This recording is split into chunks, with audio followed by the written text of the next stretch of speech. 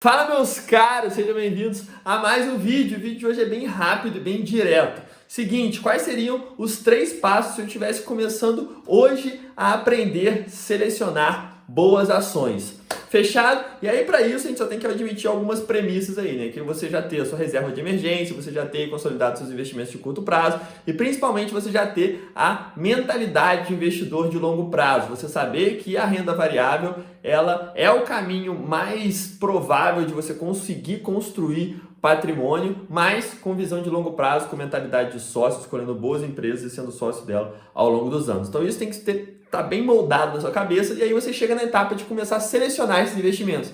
E aí você fica naquela dúvida, beleza, mas como eu começo a aprender a analisar uma ação, eu preciso aprender contabilidade, eu preciso ver o balanço, como que funciona? E aí eu digo para vocês hoje como eu começaria a aprender. Show? Então vamos embora já para o primeiro ponto. Primeiro de tudo, a primeira coisa que eu faria se estivesse começando hoje, se pudesse voltar lá, seria entender exatamente os principais indicadores, os principais elementos de uma empresa, que compõem uma empresa. São eles: lucro, receita, dívida, EBIT e EBITDA, ROI, ROIC, ou seja, todas essas palavrinhas que você ouve falar, o que significa cada ela? O que é realmente uma receita? Qual a diferença da receita para o lucro? E um EBIT e um EBITDA? Pô, qual a diferença do EBIT para o lucro? Dívida? Tá, calma aí, a dívida é igual à dívida de uma pessoa comum? O que é uma dívida para uma empresa? E assim por diante. Então, primeiro, entenda esses conceitos, porque eles vão ditar todo o funcionamento da empresa, então você precisa saber exatamente o que funciona.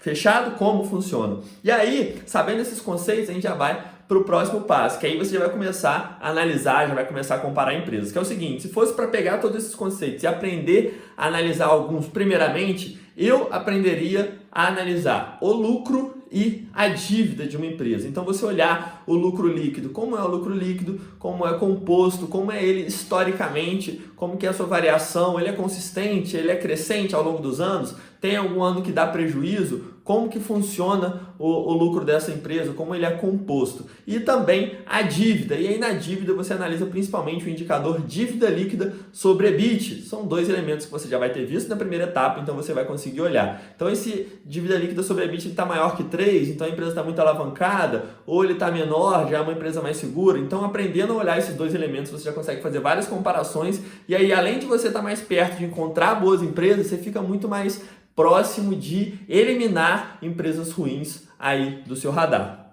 Show? E aí, em terceiro lugar, eu aprenderia a analisar a governança de uma empresa, ou seja, entender o que é um segmento de listagem, o que é tag along, o que é free float, como que eu olho o controlador, quem são os sócios majoritários daquela empresa e todos esses aspectos que envolvem a governança, que também é muito importante, porque é basicamente aí como é tocada essa empresa e principalmente como ela lidar com o sócio minoritário, que é a relação que você vai ter com essa empresa. E aí eu falei 3, mas eu vou colocar um bônus aqui, tá? Que é o seguinte, que eu lembrei, você saber, isso é muito importante também, você saber como é o funcionamento daquela empresa, ou seja, pô, você já sabe o que é uma receita e você já sabe quanto é a receita dessa empresa, mas de onde vem? De quais modelos de negócio vem em cada parte da receita? A empresa ganha mais dinheiro com esse tipo de negócio aqui ou com esse? Dentro da receita que entra, os custos, eles são os custos mais com pessoais, mais com pessoal, mais com energia e etc.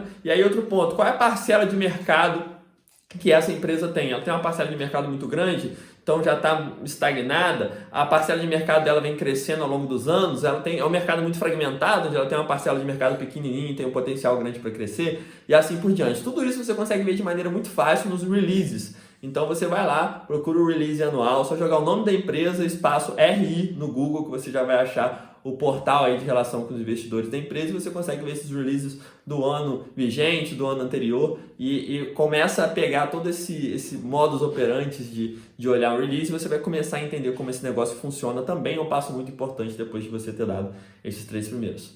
Fechado? Dando esses 3 passos que viraram 4, com certeza você vai estar muito mais próximo de encontrar boas empresas, e também você vai ter dado um passo gigantesco, principalmente nos critérios de eliminação, conseguir eliminar empresas ruins que têm uma dívida muito alta, que tenham lucros inconsistentes, prejuízos em vários anos e assim por diante. Show? Então é isso. Se você gostou de conteúdo dessa forma, direto ao ponto, com dica prática, já sabe, deixa o curtir aqui, se inscreve no canal que a gente vai continuar arrebentando aí juntos. Tamo junto, mais do que nunca, aquele abraço.